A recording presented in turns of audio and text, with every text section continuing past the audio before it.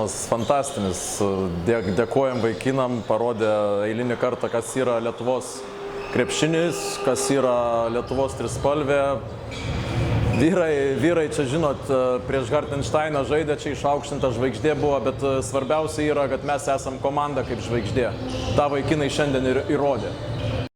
Vis tiek figūra po krepšių, tas Hartensteinas tikrai jiems dadėjo tikrai didelės energijos, bet pas mus irgi prisidėjo daug gerų žaidėjų, dėl to mes ir finale.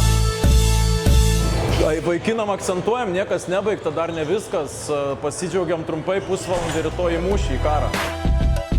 Tikrai didžiulis džiaugsmas ir man pačiam tokia buvo kaip ir principinė dvikova, vis tiek prieš draugus žaidžiau.